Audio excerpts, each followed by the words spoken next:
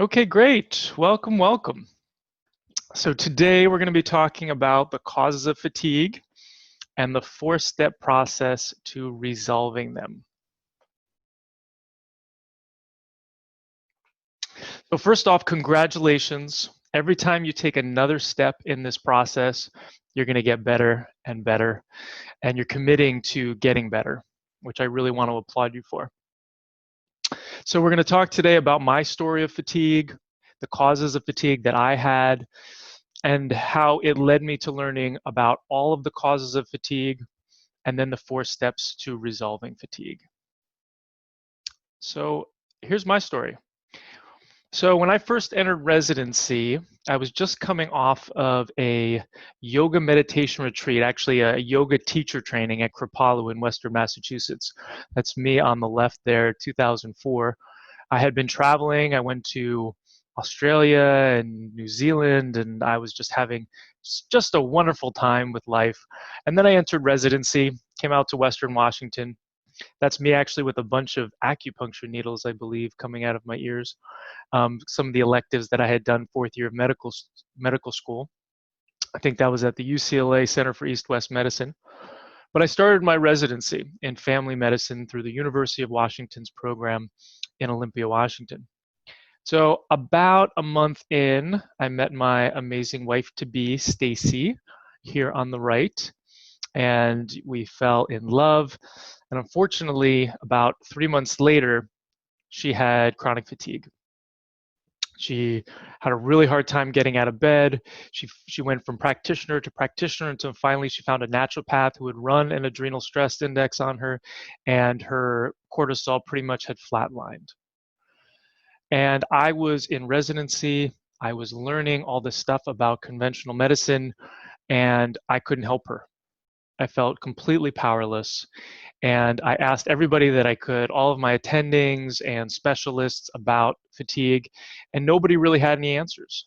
We'll kind of get into in a little bit about what conventional medicine has to offer in terms of fatigue, but they really couldn't. I would come home, I didn't have much time to do some research, and I didn't really get anywhere. Fortunately, she got better after about 3 years. And so in 2006, we got married. 2007, I graduated from residency after 3 years in residency. And then 2008, started a practice and had a child.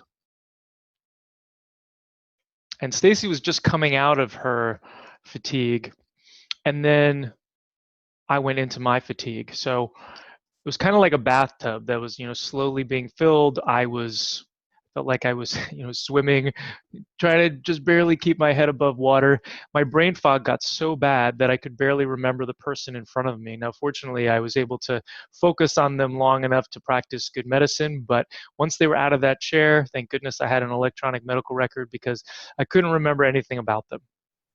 And that was really challenging. I had to hire other practitioners to come on board to cover the overhead. I had staff at that time. I had the cost of the building, the rent, lots of costs. And so I had to bring on somebody else because I could only work a couple hours a day, and then I had to lie down. And I really couldn't function at home. I couldn't help out my wife, which really pushed my buttons on guilt and shame. I felt awful about myself. I couldn't play. I couldn't help out with my new daughter. So I was really struggling, and that went on for 5 years. And so my quest to finding the causes of my fatigue, where I started off in conventional medicine, I got board certified, and I was looking at the conventional causes of fatigue, which really are just thyroid. There are some other ones, more severe ones, like hepatitis, lung problems, liver problems, heart problems, but nothing of the kind of chronic fatigue nature that is more common and less severe. I then learned about integrative medicine. I got board certified in it, and I learned about how to replace any sort of deficiencies that were present. So nutrients, hormones. I learned a lot about lifestyle, a lot about the importance of food, eating the right foods, removing the bad foods, food toxins. And then I learned about functional medicine. So basically a biochemical look at individuals. So what is an individual's biochemistry? How are they different from this person over here? And what are the areas of imbalance? Inflammation, immune system, looking more at areas of imbalance as opposed to just like a one size fits all, and looking more at individualizing medicine. And it was this new paradigm that was really exciting. And then what functional medicine couldn't teach me, didn't have to offer, I went and learned from environmental medicine. And I learned more about the toxicities, heavy metals, chemicals, molds, and infections that we'll get into in a little bit. So top of the screen is what we used to think, the old paradigm, kind of just labeling things. And then the new paradigm is the bottom, is the roots. What are the root causes? You're never going to go wrong if you're always looking for the root causes and always asking, well, what's the cause of that? And what's the cause of that? And what's the cause of that? So saying that diabetes is the cause of, somebody's symptoms is just the first step. The next step is, what is the cause of the diabetes? And then what's the cause of that? And then what's the cause of that? So kind of moving down that until you really get to the root causes of these problems. So, and what I found were the real causes of fatigue, which can be grouped into two groups: deficiencies and toxicities. So for deficiencies, I found that there were nutrient deficiencies, which included vitamins like vitamin D, B12, other B vitamins, minerals like magnesium, iron, selenium. I learned about hormonal deficiencies, so the adrenals, thyroid, sex hormones, sleep issues, sleep deficiencies. So if people aren't getting enough sleep, they're not getting good quality of sleep, they're snoring or they have sleep apnea, having a hard time falling asleep or staying asleep.